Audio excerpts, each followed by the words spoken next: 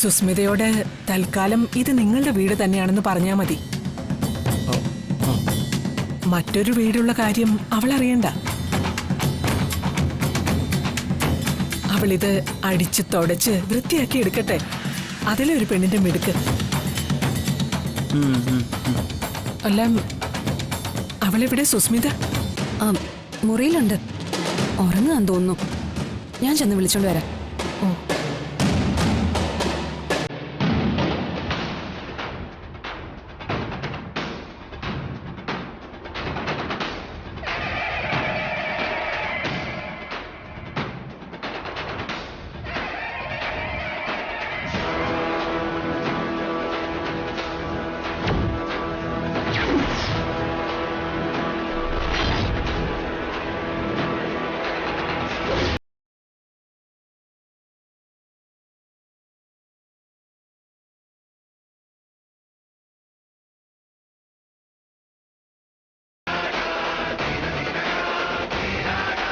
സുസ്മിതേ,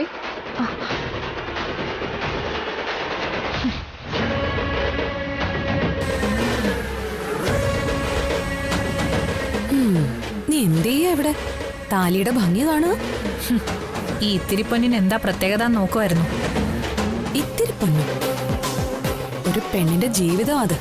ഈ കെട്ടിയവന്റെ കാൽച്ചുവട്ടി കിടക്കുന്ന ജീവിതമല്ലേ? അതെന്തായാലും സുസ്മിതയ്ക്ക് വേണ്ട.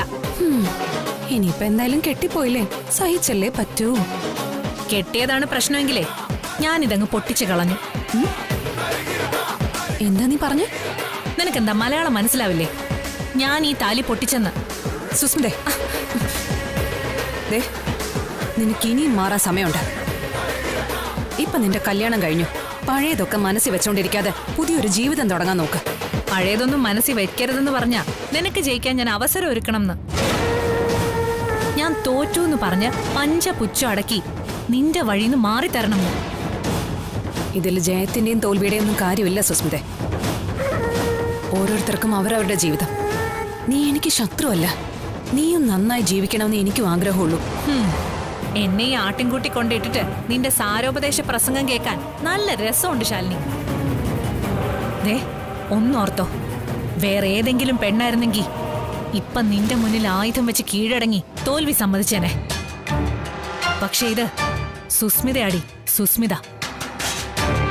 കഴുത്തറ്റം വരെ എത്തിയ താലി 2 വട്ടം കൈവിട്ടു പോയിട്ടും അതേ പുരുഷൻ അത് കഴുത്തിൽ കെട്ടാൻ തപസ് ചെയ്ത പെണ്ണാ.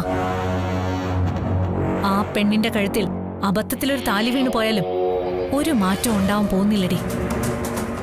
കഴുത്തിലൊരു വണ്ട് വന്നിരുന്നാൽ അത് തട്ടിക്കളയുന്നത് പോലെ സുസ്മിത അതങ്ങ് തൂത്തുകളയും.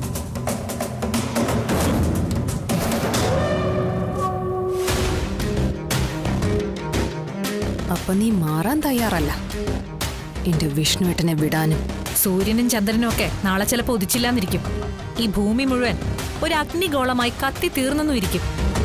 പക്ഷേ ഈ സുസ്മിതയ്ക്ക് ഒരു മാറ്റവും വരാൻ പോകുന്നില്ലടി. സൂര്യചന്ദ്രന്മാരെ പോലെ ഗഹനമായ കാര്യങ്ങളൊക്കെ വിട്. നിന്റെ ഭാമാന്റി വന്നിട്ടുണ്ട്. അതിന് നിന്നെ അവിടെ അന്വേഷിക്കുന്നുണ്ട്. ഞാൻ വരുന്നില്ല. ഭാമാന്റി അന്വേഷിക്കുന്ന? മാമാന്റെ ആണെങ്കി എന്താടി, എന്റെ മൂക്ക് ചെത്തോ? നീ വരില്ലെന്ന് ഉറപ്പാണോ? ഉറപ്പാണെന്ന് പറഞ്ഞില്ലേടി. ശരി.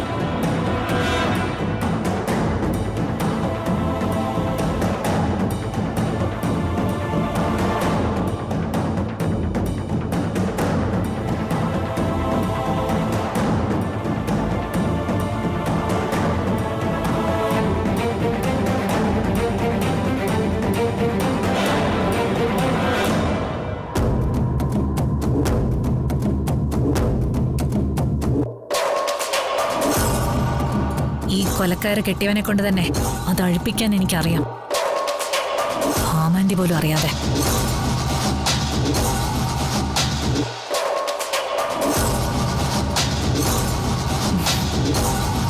വീടിന്റെ വലിപ്പത്തിലൊന്നും അല്ല കാര്യം, മനസ്സിന്റെ ഇണക്കത്തിലാ.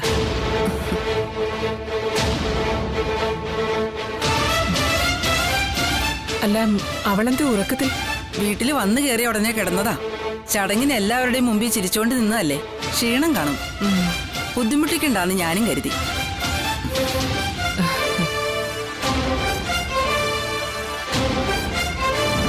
എന്താ അവൾ എഴുന്നേറ്റില്ലേ? എഴുന്നേറ്റ് സത്യാമ്മേ, ഇപ്പൊ വരും.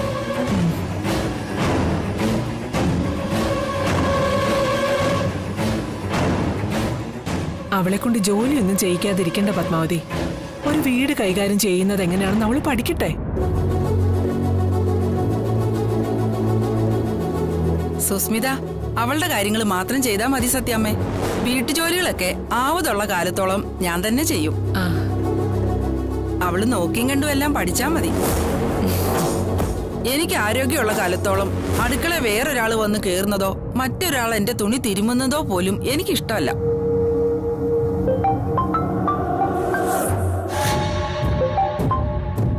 ഹലോ,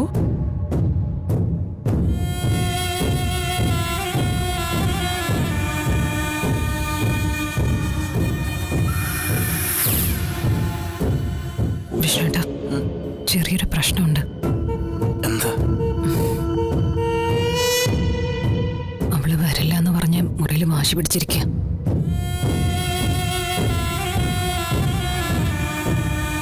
അതെന്താ?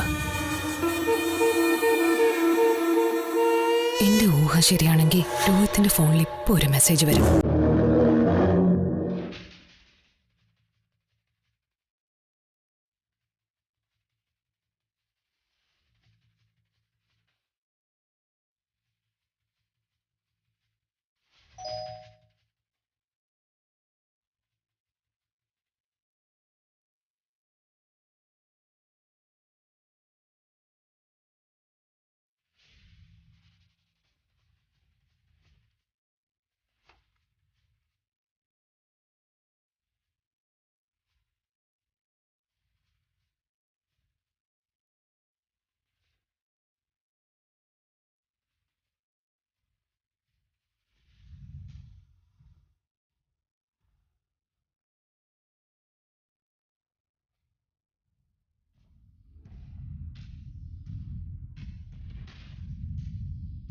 ഞാൻ വിളിക്കാം.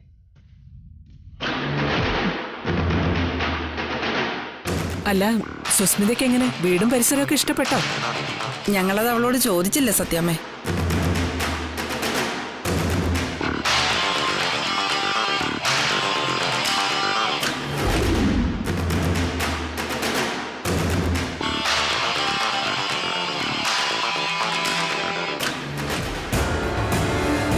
സുസ്മിതേ, എന്തിനാ അകത്തേക്ക് വരാനെന്ന് പറഞ്ഞ് മെസ്സേജ് അയച്ചത്?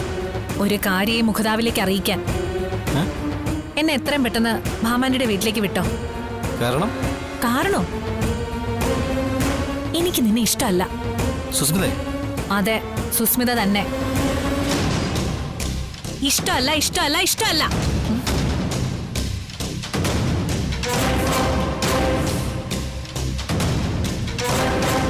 ഈ സുസ്മിത ആരാന്നാ നീ ധരിച്ചു വെച്ചിരിക്കുന്നേ? UK ജോലി ചെയ്യുന്ന രാജശേഖരന്റെയും സരളയുടെ മോള്.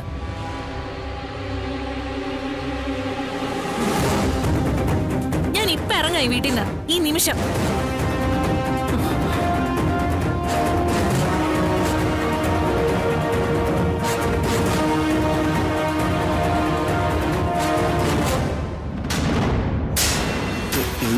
ചളോ ഇല്ലായിരിക്കും. സുസ്മിതേ, അതിനൊന്നും വഴി വെക്കണ്ട. ഞാൻ ഇവിടുന്ന് താലി പൊട്ടിച്ചിറങ്ങിപ്പോയാ നാണക്കേട് നിനക്കായിരിക്കും രോഹിത്.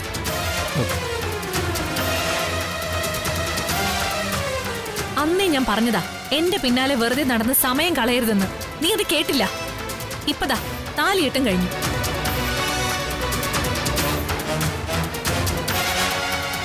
ഇത് നിനക്ക് നല്ലതിനല്ല രോഹിത്. എനിക്ക് നിന്നെ ഇഷ്ടമല്ല, നിന്റെ വീട്ടുകാരെ ഇഷ്ടമല്ല, ഈ വീടും ഇഷ്ടമല്ല. മര്യാദയ്ക്ക് നീ തന്നെ പോയി പറഞ്ഞു ഈ ബന്ധത്തിൽ നിന്ന് ഒഴിയാണെന്ന്. ഇപ്പോഴാണെങ്കിൽ അവരെല്ലാരും ഉണ്ട്. ഒരു താലികെട്ട് കഴിഞ്ഞെന്നേ ഉള്ളൂ. നമുക്ക് പരസ്പരം ബാധ്യതകളൊന്നും ഇല്ലാതെ പിരിയാം.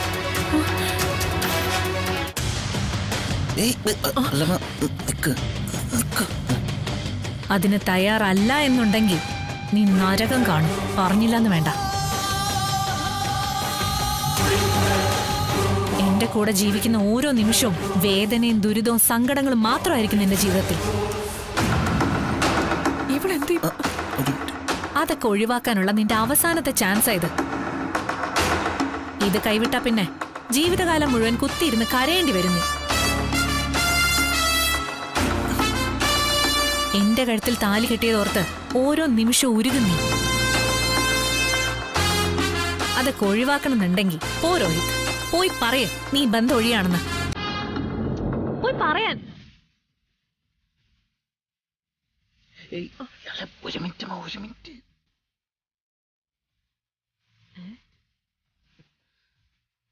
ഇവന്റെ റിയാക്ഷൻ എങ്ങനെയാ പെട്ടെന്ന് മാറിയത്? ഇതല്ലല്ലോ ഇവിടെ വേണ്ടത്.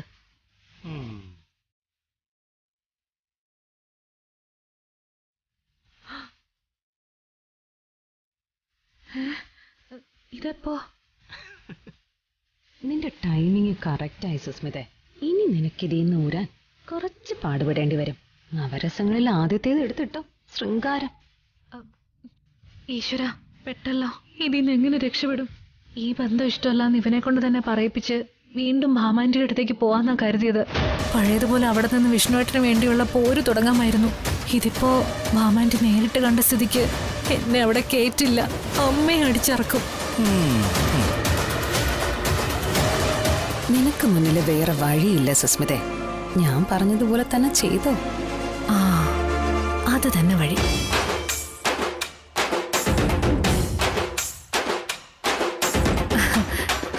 ഇങ്ങനെയൊക്കെ ഞാൻ പറയുന്ന രോഹിത്തേട്ടൻ കരുതിയോ?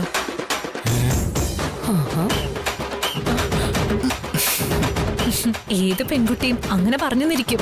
പക്ഷെ സുസ്മിത അങ്ങനെ പറയില്ല രോഹിത്തേട്ടാ.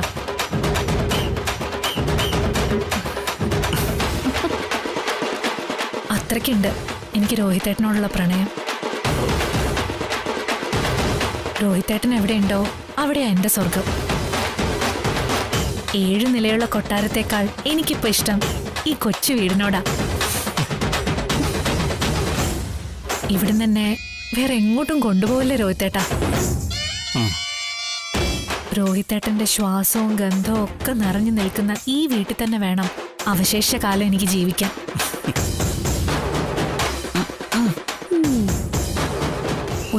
ഒരുപാട് കാലം ജീവിച്ചു കഴിയുമ്പോ നമ്മുടെ പ്രണയം പോലെ നിശാഗന്ധികൾ സൗരഭ്യം പരത്തുന്ന ഒരു രാത്രിയിൽ രോഹിത്തേട്ടന്റെ മടിയിൽ തല വെച്ച് കിടന്ന് എനിക്ക് മരിക്കണം.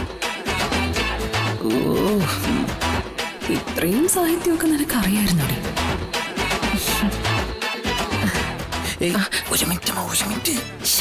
ഈ വിഷ്ണുവേട്ടൻ എന്തിനാ ഭാമാന്റിയെ തടയുന്നത്? ഇത്രയും ഞാൻ പെർഫോം ചെയ്ത സ്ഥിതിക്ക് ഇതിനു മുകളിൽ എന്തെങ്കിലും കാട്ടിക്കൂട്ടിയാലല്ലേ സീൻ മുന്നോട്ട് പോവും. ഈ മരപ്പൊട്ടനാണെങ്കിൽ അരകല്ലിന് കാറ്റ് പിടിച്ചതുപോലെ അനങ്ങാതെ നിൽക്കുകയും. അടുത്ത ആയുധം എടുത്തോ സുസ്മിതേ, ഇല്ലെങ്കിൽ റിസ്ക്. എന്തായാലും റിസ്ക് എടുക്കണ്ട. ഭാമാന്റിക്ക് കടുകുമണിയോളം പോലും സംശയം തോന്നണ്ട. ഇതിലും ഭേദം ചാകുന്നതായിരുന്നു.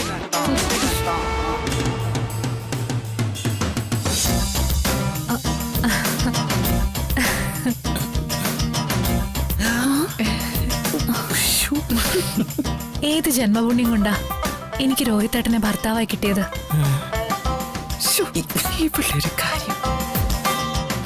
ഇതൊരു സ്വപ്നാണെന്ന് പോലും എനിക്ക് സംശയം തോന്നാം. എന്നെ നോക്കല്ലമ്മ.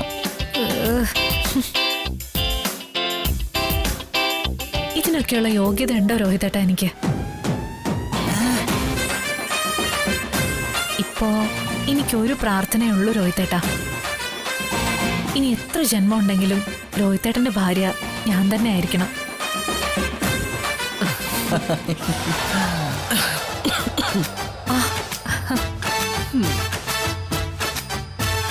ഭാമാന്റി,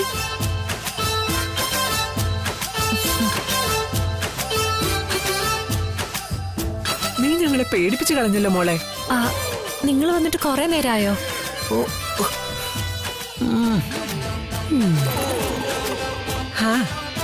കുറച്ച് സമയമായി. ഞാൻ രോഹിത്തേട്ടനെ കളിപ്പിക്കാനായിട്ട്. നിങ്ങളുടെ ബന്ധത്തിന്റെ ആഴവും പരപ്പും ഒക്കെ എനിക്ക് മനസ്സിലായി. സത്യഭാമയുടെ തീരുമാനം തെറ്റിയിട്ടില്ല.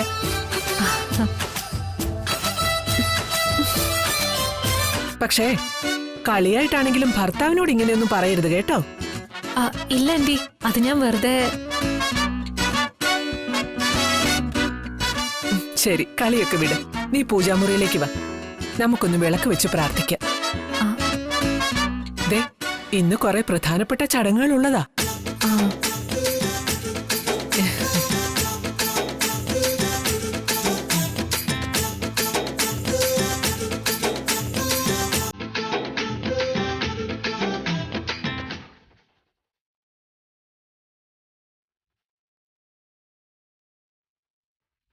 എന്റെ അമ്മോ,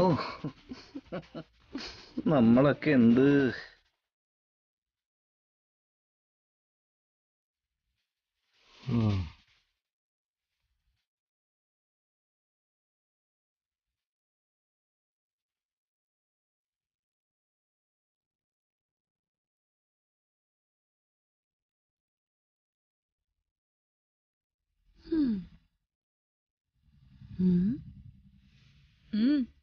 അല്ല സുസ്മിതേ, ഒരു സംശയം. എന്താടി? ഈ സ്വർഗത്തിന്റെ ഏത് ഭാഗത്തായിട്ട് വരും എട്ടുകാലി വല? 8 കാലി വലയോ? ആ, നീയല്ലേ പറഞ്ഞേ ഇത് സ്വർഗമാണെന്ന്. ഇതിനകത്താണെങ്കിലേ ദേ നിറച്ച് എട്ടുകാലികളാ.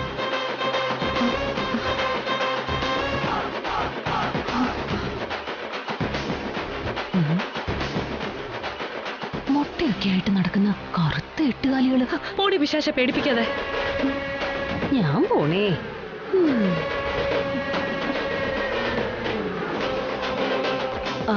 കടിക്കാതെ സൂക്ഷിച്ചോണേ. അയ്യോ, 8 കാലി.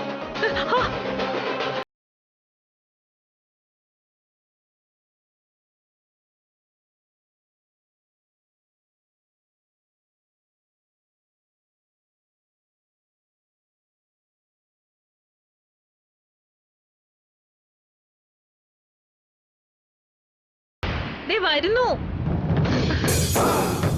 ഏത് സമയത്താണോ വായി നോക്കിയ പ്രേമിക്കാൻ തോന്നിയത്?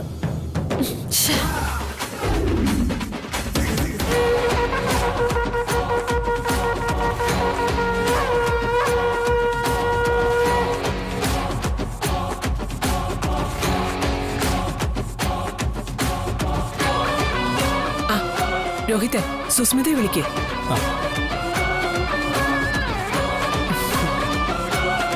സുസ്മിത വരുന്നുണ്ട്.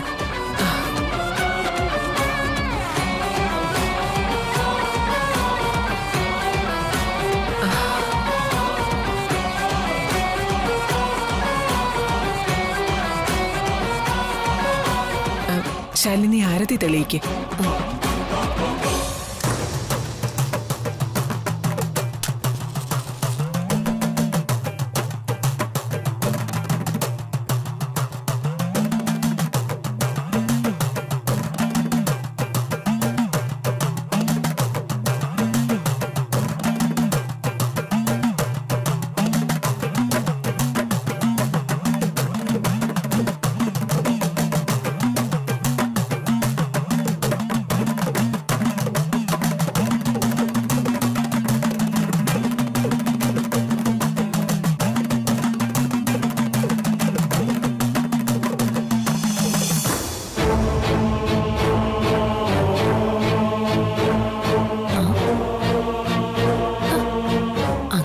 സുസ്മിതേ, 2 കൈകൊണ്ടും നിറഞ്ഞ മനസ്സോടെ.